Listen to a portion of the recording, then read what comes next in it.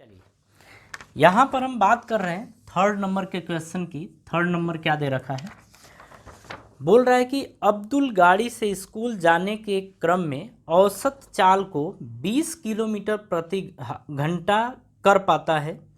उसी रास्ते से लौटने के समय वहाँ भीड़ कम है और औसत चाल 40 किलोमीटर प्रति घंटा है। अब्दुल की इस पूरी यात्रा में उसकी औसत चाल क्या है। ठीक है, औसत चाल की बात कर रहा है। जरा अब यहाँ पर ध्यान से समझिएगा। बोल रहा है कि जैसे वो अब्दुल स्कूल से घर से स्कूल चला, ठीक है, मतलब ये इसका घर है और ये इसका स्कूल है। तो घर से स्कूल जब जा रहा है तो यहाँ पर बोल रहा है कि वो 20 किलोमीटर प्रति घंटा से जा रहा है, 20 किलोमीटर प्रति घंटा से जा रहा है। ठीक है, लेकिन जब वापस आ रहा है तो भीड़ भाड़ कम होने के कारण वो वापस आता है 40 किलोमीटर प्रति घंटा से। ठीक है, ये अब हमसे बोल रहा है कि कुल औसत चाल कितनी होगी। ठीक है, औसत चाल कितनी होगी। अब आप देखो औसत चाल होता क्या है। औसत चाल, औसत चाल होता है आपका कुल दूरी बटे में कुल समय, कुल दूरी बटे में कुल समय, यही होता है आपका औसत चाल, कुल दूरी बटे में कुल समय। ठीक है, अब यहाँ से आप ना एक तरीके से मान लीजिए कि G से S के बीच की दूरी S है, यानी कि यहाँ से यहाँ तक के बीच की दूरी S है। आप ऐसा अभी मान लीजिए।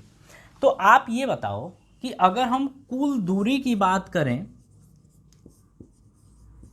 कुल दूरी, तो G से S, G से S, फिर स्कूल से घर भी तो आ रहा है, घर से स्कूल और स्कूल से घर, तो स्कूल से घर दूरी कितनी है S प्लस S। अरे भैया, घर से स्कूल की जितनी दूरी होगी स्कूल से घर की दूरी तो उतना ही होगा, तो ये टोटल आ जाएगा 2S। तो कुल दूरी कितनी आ गई 2S। ठीक है, अब यहाँ पर समझिए, अब अपने को समय निकालना है।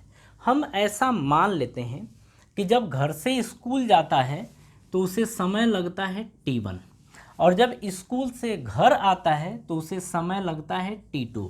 क्योंकि चाल अलग अलग है ना, तो समय भी क्या लगेगा अलग।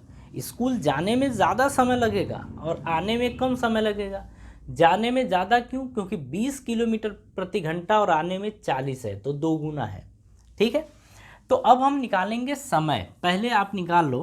अच्छा, यहाँ पर अगर हम कुल समय की बात कर लें कि लगा कुल समय कितना होगा, तो कुल समय क्या होगा, यहाँ से यहाँ तक का समय कितना है T1, वापस आने का समय कितना है वो T2, तो T1 प्लस T2 ये कुल समय है। ठीक है, अब समय को अलग अलग निकाल लेते हैं।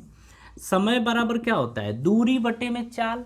तो T1 क्या है, यहाँ से यहाँ तक की दूरी, सॉरी T1 यहाँ से यहाँ तक का समय है, तो हम कहेंगे दूरी कितनी है S, और कितनी चाल से गया है तो 20 किलोमीटर प्रति घंटा, तो 20 होगा। तो T1 की वैल्यू S/20 आ जाएगी। इसी तरीके से अगर T2 की बात करें, जब ये वापस घर जा रहा है तो समय बराबर दूरी, दूरी तो वही रहेगी, चाल कितना हो गया 40, ये हो गया है। अब आप इसको उठा के यहाँ रखो, तो आप एक काम करो, यहाँ पर यहीं पर कैलकुलेट कर लो कुल समय। तो कुल समय का मतलब T1 प्लस T2, T1 की वैल्यू S/20 और T2 की वैल्यू S/40, ये आएगा अपॉन 20 और 40 का एलसीएम कितना आएगा 40। 20 दूनी 40, तो 2 का S में गुणा करेंगे तो 2S प्लस 40 एकम 40, S में गुणा करेंगे तो S, ये आ जाएगा 3S/40। ठीक है, तो कुल समय कितना है 3S/40 है। तो ज़रा यहाँ पर लिख ले, ये आ गया है 3S/40, ये कुल समय है। ठीक है, और दूरी को आप ना किलोमीटर में ले लो। आप सोच रहे होगे किस में लें, किलोमीटर में। तो ये जो समय आएगा, समय आएगा वो घंटा में आएगा, क्योंकि ये घंटा लिखा है, तो समय इतना घंटा होगा, यानी इतना आवर होगा। ठीक है, तो आप ये चीज़ देख लिए। अब देखिए, अब हमें निकालना है औसत चाल। तो सब कुछ निकल गया ना, कुल दूरी मिल गई, कुल समय निकल गया, तो अब बोलेंगे औसत चाल।